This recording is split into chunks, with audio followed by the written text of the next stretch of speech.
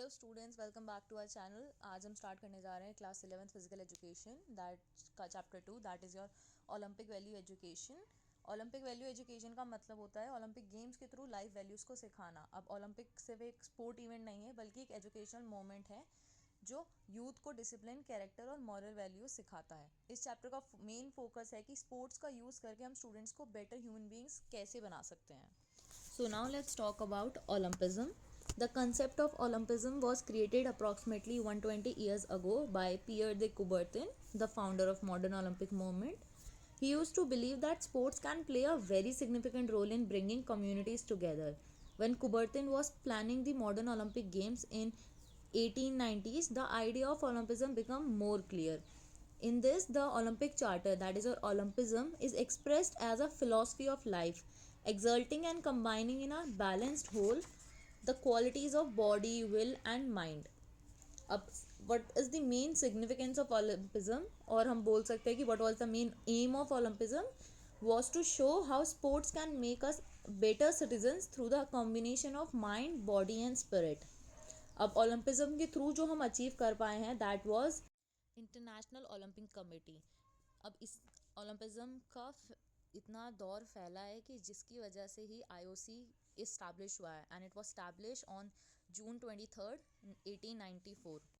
अब ओलंपिज्म का एक मेन बेसिक मतलब होता है, ओलंपिज्म एक फिलॉसफी ऑफ लाइफ है। इस फिलॉसफी का मेन आइडिया है harmonious development of body, will and mind. Olympism ये मानता है कि अगर किसी इंसान का सिर्फ बॉडी स्ट्रांग है और माइंड वीक है तो वो इनकम्प्लीट है। इसलिए स्पोर्ट्स, एजुकेशन एंड कल्चर तीनों का कॉम्बिनेशन ज़रूरी है। ओलंपिज्म हमें ये सिखाता है कि फिजिकल एक्टिविटी के साथ साथ मेंटल स्ट्रेंथ और मॉरल वैल्यूज़ भी इक्वली इंपॉर्टेंट है।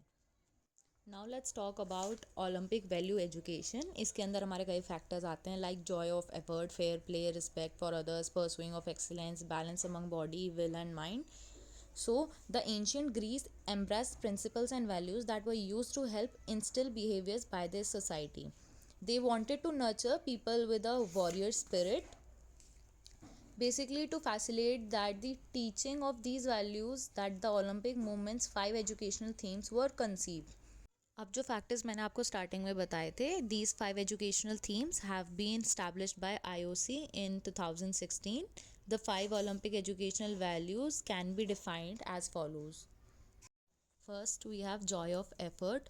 जॉय ऑफ एफर्ट का मतलब है कि हम रिजल्ट से ज़्यादा प्रोसेस को इन्जॉय करें। ओलंपिक्स हमें ये सिखाता है कि हर हार और जीत लाइफ का पार्ट है। अगर हम ऑनेस्टली एफर्ट लगाते हैं तो सेल्फ कॉन्फिडेंस बिल्ड होता है। स्टूडेंट्स सीखते हैं कि फेलियर से घबराना नहीं बल्कि उसे लर्निंग लेनी चाहिए। सेकंड हमारा है फेयर प्ले। ये तो नाम से ही पता चल गया होगा। फेयर प्ले ओलंपिक्स वैल्यू का सबसे इम्पॉर्टेंट पार्ट है। इसका मतलब होता है कि रूल्स को फॉलो करना, चीटिंग से दूर रहना और इक्वल अपॉर्चुनिटीज़ देना। फेयर प्ले सिर्फ ग्राउंड पे ही नहीं बल्कि डेली लाइफ में भी अप्लाई होता है। अ ट्रू स्पोर्ट्स पर्सन हमेशा एथिकली बिहेवियर फॉलो करता है और स्पोर्ट्स पर्सन नोज की कैसे बिहेव करना है। Now let's talk about third है हमारा respect for others. Respect for others का मतलब है ओपोनेंट्स, रेफरीज और टीममेट्स को रिस्पेक्ट करना। ओलंपिक गेम्स हमें यही सिखाता है कि ओपोनेंट्स दुश्मन नहीं होता बल्कि पार्टनर है, जस्ट इन कॉम्पिटिशन होता है। रिस्पेक्ट वैल्यू से थोड़ा टॉलरेंस, कॉपरेशन और सोशल हार्मनी डेवलप होती है। हमारा नेक्स्ट थीम है परस्यूट ऑफ एक्सीलेंस। अब इसमें परस्यूट ऑफ एक्सीलेंस का मतलब सिर्फ जीतना या मेडल हासिल करना नहीं होता। इसका मतलब होता है हर दिन खुद को बेटर बनाना। ओलंपिक एथलीट्स अपनी परफॉर्मेंस को इम्प्रूव करने के लिए कंटिन्यूसली प्रैक्टिस करते हैं।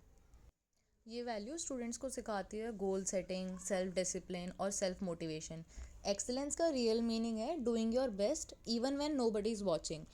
ये वैल्यू लाइफ के हर एरिया में अप्लाई होती है, चाहे वो स्टडीज़ हो, स्पोर्ट्स हो या करियर। नेक्स्ट हमारा टॉपिक है इसी का लास्ट थीम है balance among body, will and mind. Olympic value education एक बहुत इंपॉर्टेंट कॉन्सेप्ट है balance among body, will and mind. Body का मतलब होता है फिजिकल फिटनेस और हेल्थ, माइंड का मतलब होता है कंसंट्रेशन, डिसीजन मेकिंग और इमोशनल कंट्रोल, और विल का मतलब होता है डिटर्मिनेशन, कॉन्फिडेंस और सेल्फ कंट्रोल। ओलंपिज्म ये मानता है कि जब तक बॉडी, माइंड और विल बैलेंस नहीं होंगे तब तक कंप्लीट पर्सनैलिटी डेवलपमेंट पॉसिबल नहीं है। स्पोर्ट्स हमें फिजिकली फिट बनाता है, मेंटली स्ट्रॉन्ग करता है और विल पावर डेवलप करता है। इस बैलेंस से स्टूडेंट की एक हेल्दी, डिसिप्लिन और कॉन्फिडेंट लाइफ जी सकते हैं।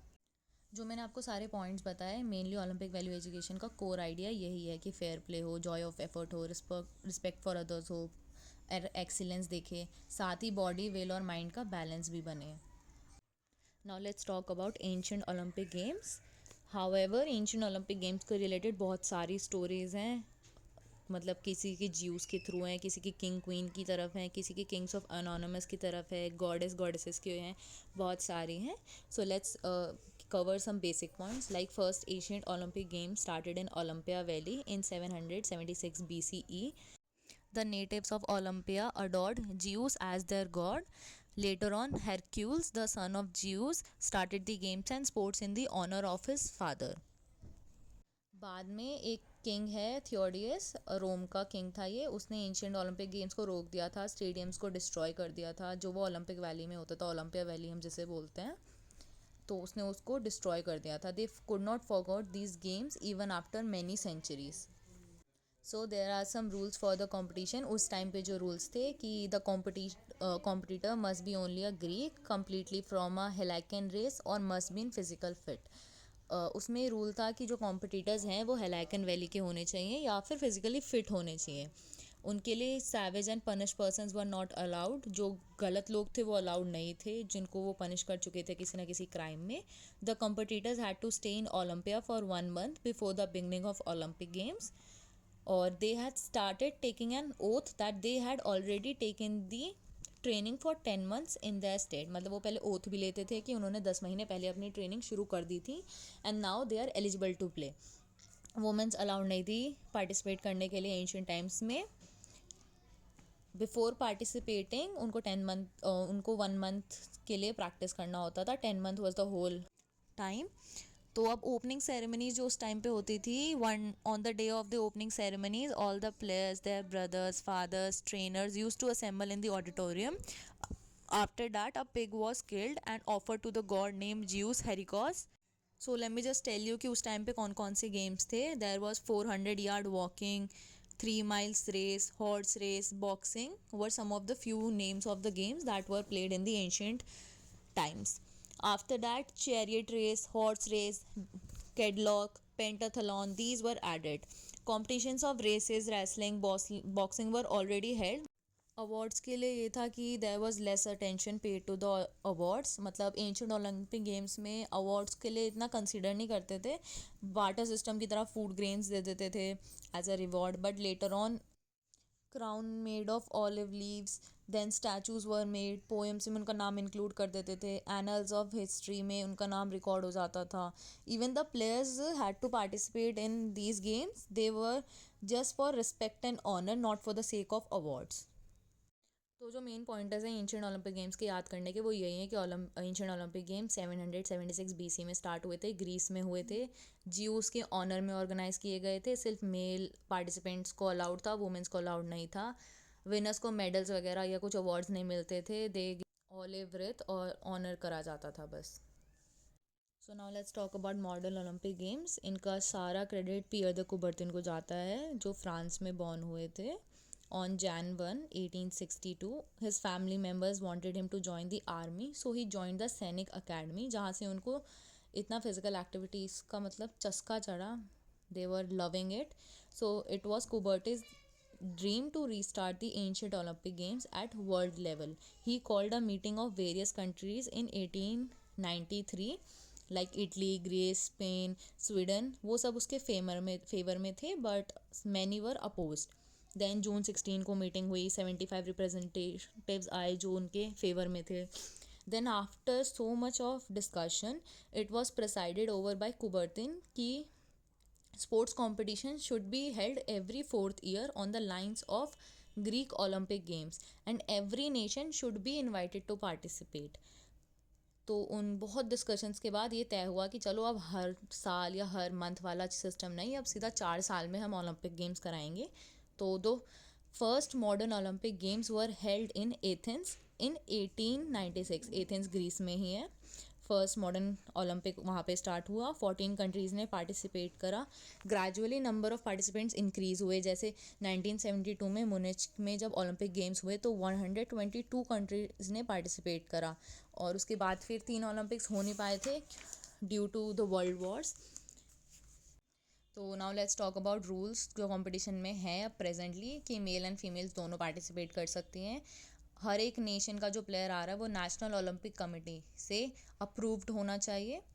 और अब बात करें ओपनिंग सेरेमनी में, तो ओपनिंग सेरेमनी में ओलंपिक टॉर्च या ओलंपिक फ्लेम को बर्न करा जाता है और ओलंपिक वैली जो कि ग्रीस में है वहाँ से लाया जाता है, एक मैराथन मान लो या एक रनिंग की तरह, वहाँ से जिस सिटी में ओलंपिक गेम्स हो रहे हैं वहाँ तक लाया जाता है। फिर वो स्टार्टिंग में वहाँ पे वो रखी जाती है और वो ऑल ओवर टूर्नामेंट चलती है, ऑल ओवर ओलंपिक गेम चलती है। क्लोजिंग सेरेमनी में उसको बुझा देते हैं उस फ्लेम को, the flame is extinguished and at last the games come to an end with the Olympic song. तो अब अगर मैं बोलूँ तो लास्ट ओलंपिक गेम्स हमारे 2024 में पेरिस में हुए थे, अब 2028 में लॉस एंजल्स में होंगे जो शेड्यूल करे गए हैं, एंड आफ्टर दैट 2032 में ब्रिस्बेन में शेड्यूल करे गए हैं। So if we talk about Olympic symbols, तो इसमें रिंग्स आता है, फ्लैग आता है, मोटो आता है, फ्लेम आता है, ओथ आता है। तो Olympic rings 5 continents Asia, Africa, Europe, America और ऑस्ट्रेलिया को रिप्रेजेंट करती हैं अलग अलग कलर्स से। ओलंपिक मोटो है faster, higher, stronger, together, athletes को मोटिवेट करता है। ओलंपिक ओथ है फेयर कंपटीशन और ऑनेस्टी का प्रॉमिस होता है। ओलंपिक एंथम भी है जो यूनिटी और ओलंपिक स्पिरिट को शो करता है। So first let's talk about the Olympic symbol. There are 5 Olympic rings. Colors are blue, black and red top में और yellow और green bottom में. They are interlinked to symbolize the universality of the Olympism. और उसके background में white colour का background है flag में, जिसका मतलब है every competing nations. The rings represent 5 regions, the world involve in the Olympic games, मतलब ओल्ड ओलंपिक गेम्स में भी बोल सकते हो तुम, जो इंक्लूड हुए थे उनके 5 रीजन्स में इन रिंग्स का मतलब होता है। जैसे Europe, Asia, Africa, America and Australia को हम कंसिडर करते हैं। कॉन्टिनेंट्स मान लो, ये कॉन्टिनेंट्स के नाम ही है। तो द ओलंपिक सिंबल है, it expresses the activity of the Olympic moment. They also represent the meeting of athletes through out the world at the Olympic Games. Now let's talk about the Olympic anthem. Olympic anthem was composed by Spyros Samaras, the musician.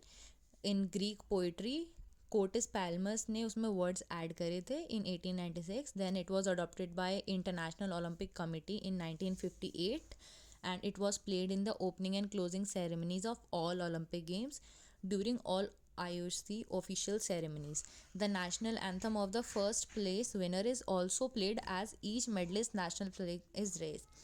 मतलब एक Olympic anthem बनाया गया था जो ceremony start और ceremony and होने पे बजाया जाता था, प्ले करा जाता था। एंड तुम्हारा जो फर्स्ट आता है उस कंट्री का नेशनल एंथम भी प्ले होता है। Now let's talk about the Olympic movement structure. इसमें बेसिकली तुम्हारी कमेटी वगैरह के बारे में बताया गया है। जो इसमें मेन है वो बस यही है कि ओलंपिक मूवमेंट को कंट्रोल करता है इंटरनेशनल ओलंपिक कमेटी, जिसे हम आईओसी कहते हैं। हर कंट्री का एक नेशनल ओलंपिक कमेटी होता है जिसे हम एनओसी कहते हैं, और डिफरेंट स्पोर्ट्स के लिए डिफरेंट इंटरनेशनल फेडरेशंस बनी हुई हैं। कंक्लूड करते हैं, ओलंपिक वैल्यू एजुकेशन स्टूडेंट्स के लिए ओवरऑल डेवलपमेंट में हेल्प करता है और इससे कैरेक्टर बिल्डिंग, लीडरशिप क्वालिटीज़ और टीम वर्क डेवलप होता है। बेसिकली ये चैप्टर हमें सिर्फ एग्ज़ाम के लिए नहीं बल्कि लाइफ के लिए भी प्रिपेयर कर। कुछ मेन पॉइंटर्स भी बताने थे मेरे को एंड में, ताकि वो एक ओवरऑल रिवीजन हो जाए।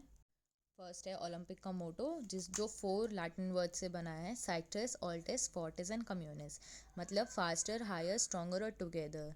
The previous motto was coined by French educator Father Didon in 1895।